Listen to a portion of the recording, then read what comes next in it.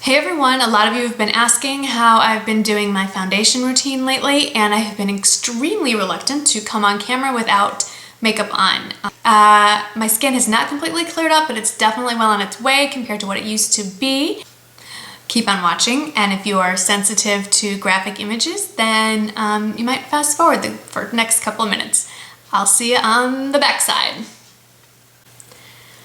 Okay, so here we go. As you can see, face is not in good shape, although this is a marked improvement from a year ago. So I don't have anything left. These are all just old acne, I wouldn't say scars, it's not scarring, but the residual red marks left from me having this uncontrollable urge to pick. So I haven't done that in a few weeks. So this is almost all faded.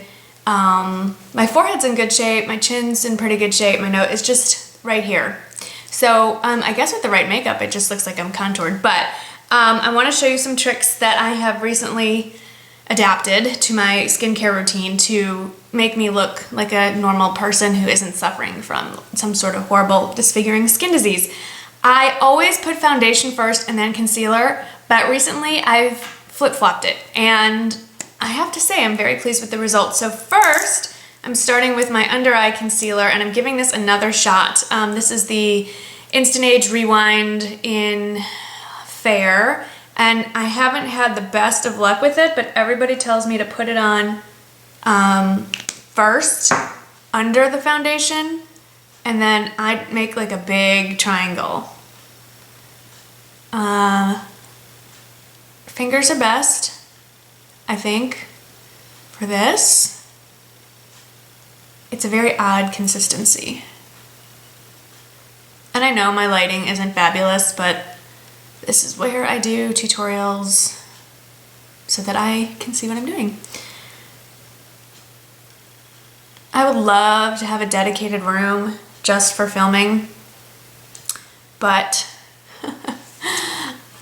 that setup, I think, only works for people who do not actually have children or who do this professionally. I do not fall into either of those categories. Okay, so that's the under eye concealer.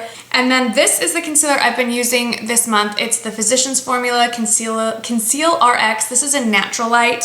Even for me, this is a little light. The Fair is really light. That's like under eye circle Fair. And if you have the Double Wear Max Cover, it's a very similar consistency. So I just squeeze that out on the back of my hand, and this is what I use for my blemishes. And I use about that much on the back of my hand, which will be too much, but I always do that. And Sigma was very sweet. I joined their affiliate program, and so if you want to buy some brushes, and if you don't. I hate selling stuff, I really do, but I love Sigma, and they asked and I said sure. Anyway, as joining their Sigma program, affiliate program, they sent me the mini set of all of their kabukis, and they're pretty cool. So I've been using the F80, P80, which is the little bitty version of the F80. I've also been using the P82, but I haven't washed it, and the one bad thing about this concealer is that it makes your brushes kind of cruddy on the end of the brush, and I kind of spread it around because it's not like a pinpoint area exactly. And then what I tend to do is take my big brush and just kind of blend in the sides, the edges, so to speak. I mean, isn't that, can you see? It's like it's almost not even there, and I still don't have foundation on. So I don't really need foundation after this, but I like a full face of makeup. So I'm just kind of, I don't know why I'm doing these two separate steps. Obviously I could probably just smack it on with the big brush, but I'm not. So there you go. And I mean, it's just really fast. I'm not swiping so much as just kind of smacking myself in the face with the brush a little bit. And then I have been getting discoloration here. Love getting old. It is so fun.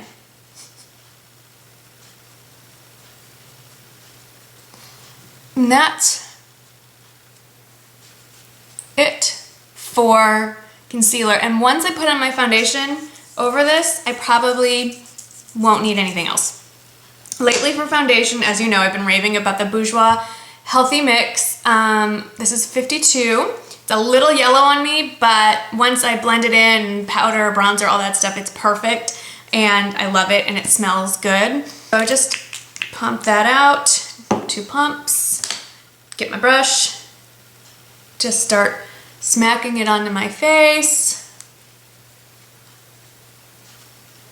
And then swiping it around. This is like a paintbrush. I mean, it just makes, this brush is amazing. It makes your skin look incredible. It doesn't, it's like magic. I don't know what it is. It's like somebody photoshopped my face, and it's not the foundation. I mean, the foundation's great, don't get me wrong, but I've tried this with a number of foundations and it always has the same effect. So if I could only use one brush for the rest of my life on my face to apply foundation, it would be this one. Even more so than the Real Techniques brushes, which I also love, but, and then you just want to make sure you're all blended in.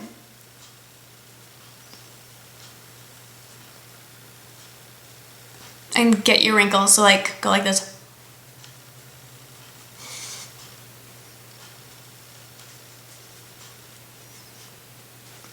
Et voila! Now, for some reason, I still have a tiny little spot I'm not loving, probably because I smacked myself around with that brush and knocked off some of the concealer. These things happen. I'm just taking the tiniest dot. See, that's even too much. Look how much that thins out. I find that this works better than a brush. And something shed on me, ew. Okay, that's it. Lately, I've been using the Real Techniques, kind of like a paddle brush. It's their multitask brush. And just swirl that around. And then I mean, we've seen this 1,000 times, right? But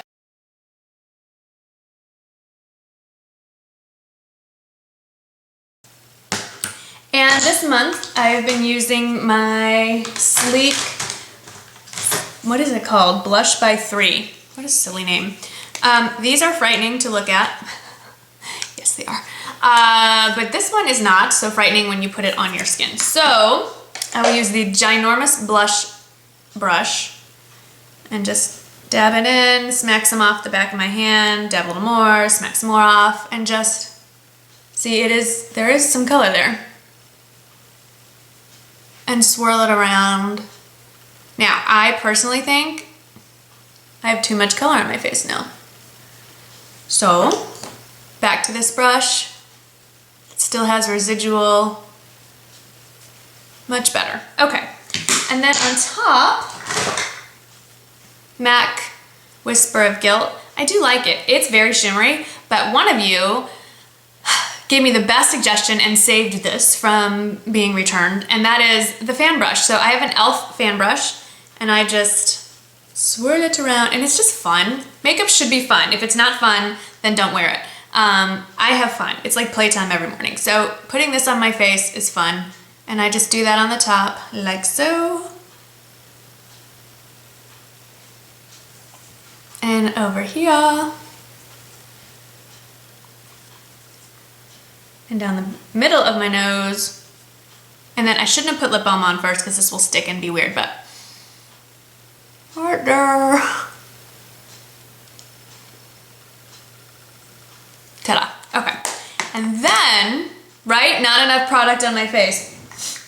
I've lately gone back to my standby of taking the e.l.f. Golden Bronzer and a big kabuki brush. This is an e.l.f. one that I got at the holidays. Some of the little thingies have already fallen off, but it's still fun to have.